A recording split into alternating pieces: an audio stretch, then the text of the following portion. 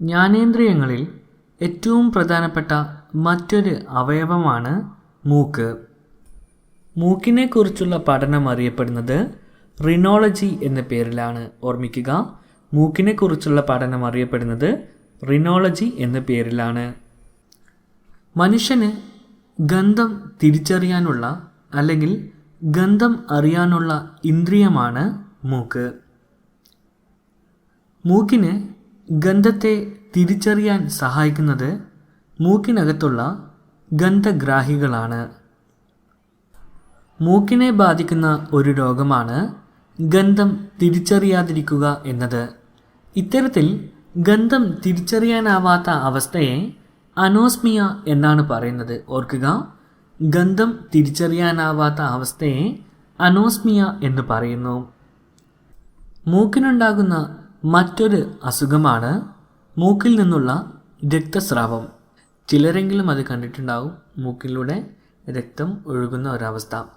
ഇത്തരത്തിലുള്ള മൂക്കിൽ നിന്നുള്ള രക്തസ്രാവം അറിയപ്പെടുന്ന പേരാണ് എപ്പിസ്റ്റാക്സിസ്.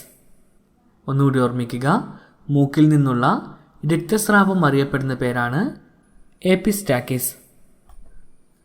ഗന്ധം തിരിച്ചറിയാൻ സഹായിക്കുന്ന മസ്തിഷ്ക ഭാഗമാണ് സെറിബ്രം.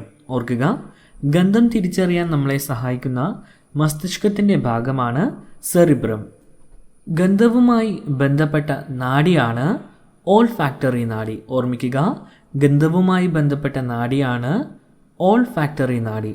അപ്പോൾ ഗന്ധം തിരിച്ചറിയാൻ സഹായിക്കുന്ന മസ്തിഷ്ക ഭാഗമാണ് സെറിബ്രം. ഇതിനെ രണ്ടിനെയും ബന്ധിപ്പിക്കുന്ന നാഡിയാണ് ഓൾഫാക്ടറി നാഡി.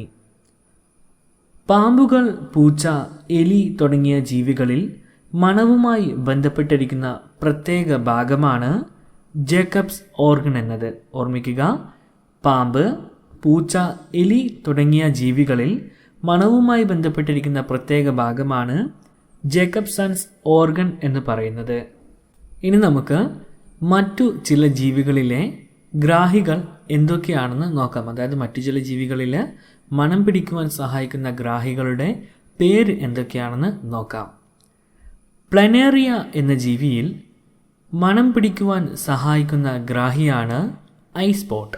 ഓർമ്മിക്കുക, പ്ലനേറിയ എന്ന ജീവിയിൽ ഐ സ്പോട്ടാണ് മൂക്കായി അല്ലെങ്കിൽ മണം പിടിക്കുന്ന ഗ്രാഹിയായി വർത്തിക്കുന്നത്. ഈച്ചയിൽ ഗന്ധം തിരിച്ചറിയാൻ സഹായിക്കുന്ന അവയവമാണ് ഒമാറ്റീഡിയ. ഓർമ്മിക്കുക, ഈച്ചയെ ഗന്ധം തിരിച്ചറിയാൻ സഹായിക്കുന്ന ഗ്രാഹിയാണ് ഒമാറ്റീഡിയ. സ്രാവിനൊരു പ്രത്യേകതയുണ്ട്. ഡോഗ് ഫിഷ് എന്നറിയപ്പെടുന്നത് സ്രാവാണ്. സ്രാവിന് വിശപ്പ് കൂടുന്തോറും മണം പിടിക്കുവാനുള്ള അതിൻ്റെ ശക്തി കൂടിക്കൂടി വരുന്നു. സ്രാവിന് മണം പിടിക്കുവാൻ സഹായിക്കുന്ന ഗ്രാഹിയാണ് പാർശ്വവര. ഓർമ്മിക്കുക, സ്രാവിനെ മണം പിടിക്കുവാൻ സാധിക്കുന്ന അതിൻ്റെ ഗ്രാഹിയാണ് പാർശ്വവര.